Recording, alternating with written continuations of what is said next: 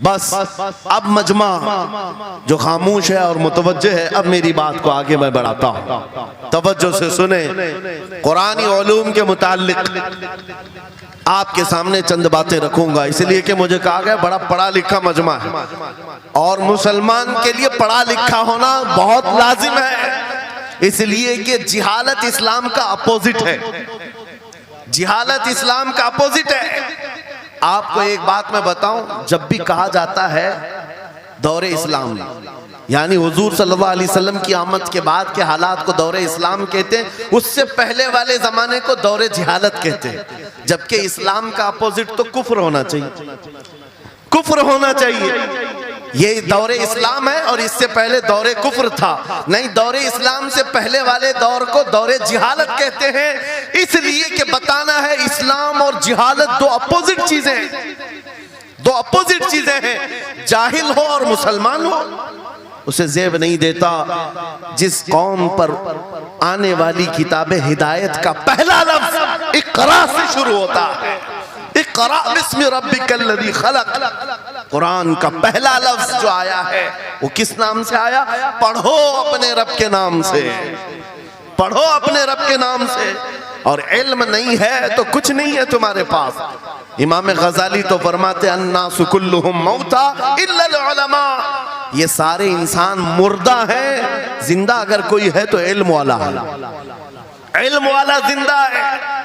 और जिहालत की तारीकियों में भटकने वाले की मिसाल ऐसी ही है जैसे अंधेरी कोठरी में बैठा हुआ है, कहीं रोशनी का आने का इंतजाम नहीं, उसके सामने हलवा रखो कि गोबर रखो, दोनों बराबर है।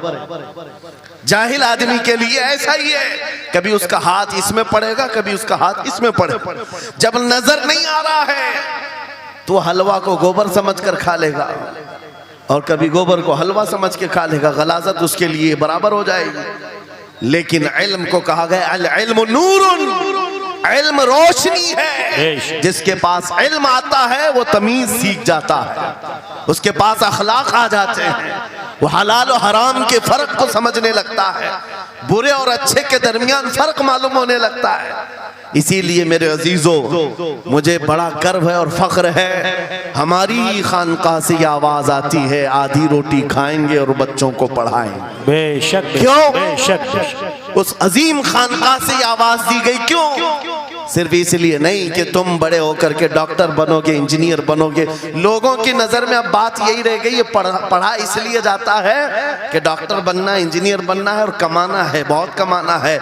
इल्म जो है आज कमर्शियल बना लिया गया। इल्म इसलिए नहीं, इल्म इसलिए हासिल किया जाता है कि बंदा खुदा को पहचाने, बंदा अपनी हकीकत को पहचाने, जिंदगी गुजारने के उस्लूब उसे मालूम हो जाए। इल्म इसलिए सिखाया जाता है। बहुत सारे लोग सिर्फ नौकरी के लिए समझते हैं कि इल्म हासिल करना चाहिए, नौकरी के लिए नहीं, अपने अखलाक को बुलंद करने के लिए इल्म आना बहुत जरूरी है।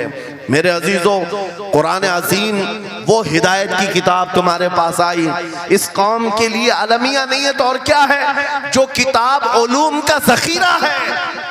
आज दुनिया उस किताब पर रिसर्च कर करके नए इल्म फ़नून हासिल कर रही है। उस किताब को तो हम मुर्दों पर पढ़ने के लिए रखे हैं। वो कुरान अज़ीम जो हिदायत की किताब और सारे उलूम का सर चश्मा है, उस किताब को कहाँ पढ़ते हैं? मैयतों पर। किसी का इंतकाल हो गया तो तीजे में पढ़ेंगे, चहलुम में पढ़ेंगे, नवे में, 20वें में पढ़ेंगे।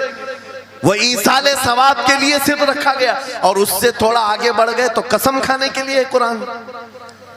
आओ चलो हम कसम खाते कुरान पे हाथ रख करके, कुरान पे हाथ रख के। मियाँ क्या कुरान कसम खाने की किताब है? कुरान की वो आयत मैंने सबसे पहले पढ़ी, अल्लाह फरमाता ज़ालिकल किताबु ला रैब फीही, ये वो किताब है जिसमें शक की गुंजाइश नहीं, और ये हिदायत है परहेजगारों के लिए। और कुरान में 3 जगह ये लफ्ज आया है, हुदल लिन्नास, हुदल लिलमुमिनीन, हुदल लिलमुत्तकीन। ये सारे इंसानों के लिए भी हिदायत है, ये सारे ईमान वालों के लिए भी हिदायत है और परहेजगारों के लिए भी हिदायत है। सब हिदायत अलग अलग अंदाज से हासिल करते हैं।